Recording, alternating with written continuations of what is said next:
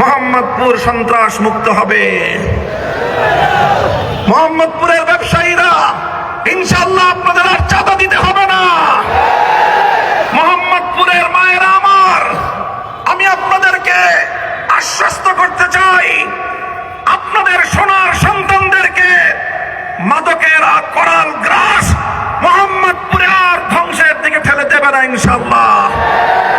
মাদক, সন্ত্রাস, চাঁদাবাজি মুক্ত এক মোহাম্মদপুর ইনশাআল্লাহ আমি আপনাদেরকে উপহার দেব ইনশাআল্লাহ।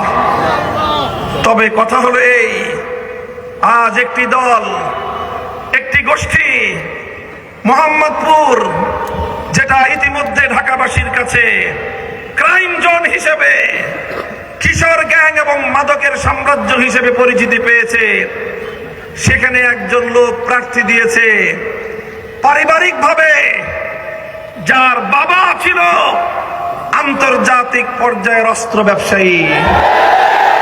আমি জানি না এই মোহাম্মদপুরে কেন অস্ত্র ব্যবসায়ীকে পাঠানো হলো।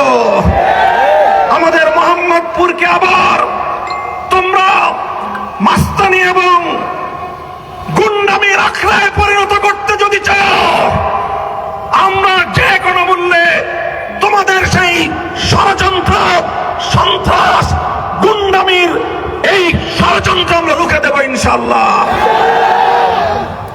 আমাদেরকে মোহাম্মদপুরে এসে গুলশান থেকে একজন অতিথি, তিনি আমাদেরকে হুমকি দেন, তার দলের নেতা কর্মীরা পেশাব করে দিয়ে আমাদের দাড়িপাল্লা, রিক্সা, সব ইসলামপন্থীদেরকে নাকি তারা ভাসিয়ে দিবেন। আমি মোহাম্মদপুরের মানুষের কাছে এর বিচার চাই, আপনারা এর বিচার করবেন। একজন মানুষ, এদেশের মানুষ জানে দাড়িপাল্লা এটা দীর্ঘদিন ধরে বাংলাদেশ জামাতে ইসলামী ইসলামের নামে রাজনীতি করেন, ইসলাম প্রতিষ্ঠার আন্দোলন করে। সেই প্রতীক এবং রিক্সা মার্কা মেহনতি মানুষের, লাখো মানুষের রুটি রোজগারের ব্যবস্থা হয় যেই রিক্সায়। আল্লামা শাইখুল হাদিস রহমতুল্লাহ আলাইহির প্রতীক, যেই শাইখুল হাদিসকে দেখলে বেগম খালেদা জিয়া কোনোদিন তার আসনে বসে থাকতেন না, শ্রদ্ধা করে দাঁড়িয়ে যেতেন।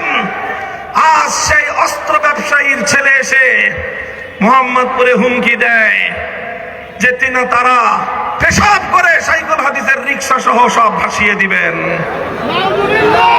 আমি জানতে চাই এই আস্পর্ধা সে কোথায় পেল? তার নির্বাচনী প্রচারণায় কোথাও বাংলাদেশ জাতীয়তাবাদী দল বিএনপির নামটুকু পর্যন্ত রাখে নাই। সে এনডিএম এর অস্ত্রের ব্যবসায়ীর সন্তান মোহাম্মদপুরে এসে পেশাব করে যদি অপবিত্র করতে চাও, মোহাম্মদপুরের মানুষ নিজেদের এলাকার পবিত্রতা রক্ষা করার জন্য নিজেরাই উদ্যোগ নেবে ইনশাআল্লাহ।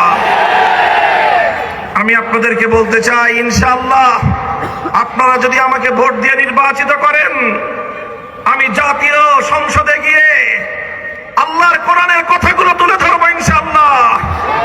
আল্লামা সাইদি রহমতুল্লাহ আলাইহি যেভাবে সারা বাংলাদেশে কোরআনের কথা আওয়াজ তুলবার পর জাতীয় সংসদে আল্লাহর কোরআনের ভাষ্যকার হিসেবে ভূমিকা পালন করেছেন, ইনশাআল্লাহ আমিও আল্লাহর কোরআনের কথাগুলো জাতীয় সংসদে তুলে ধরতে চাই।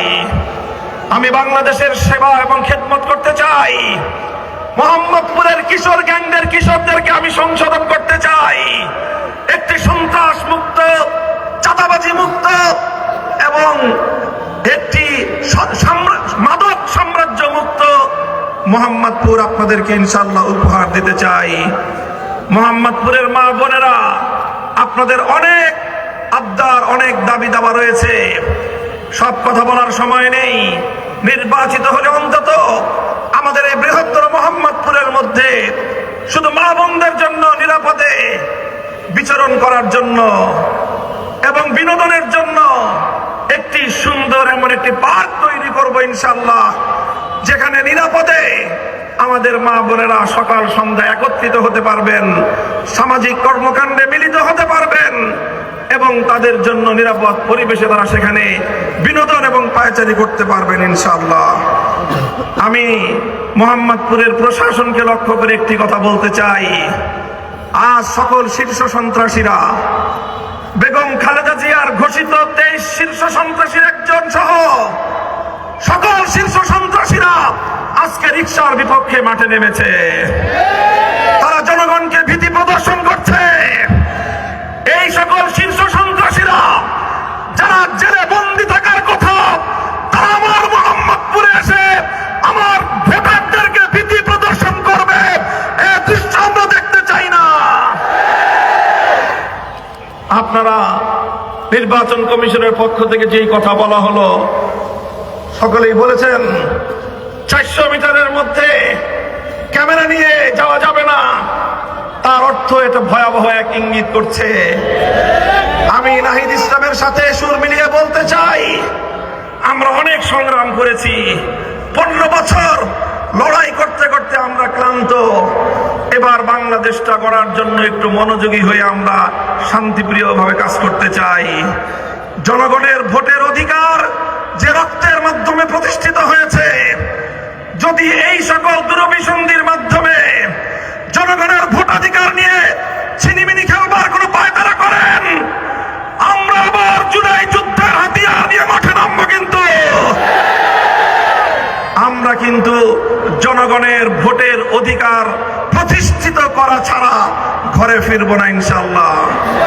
তাই আপনাদের প্রতি আমার আহ্বান, মোহাম্মদপুর আদাবর শেরে বাংলা নগরের মানুষের প্রতি আমার আহ্বান, আমি 11 দলের নির্বাচনী প্রচারণায় একজন শীর্ষ দায়িত্বশীল হিসেবে আমার 13 আসনের পাশাপাশি সারা দেশে আমাকে ক্যাম্পেইন করতে হয়েছে।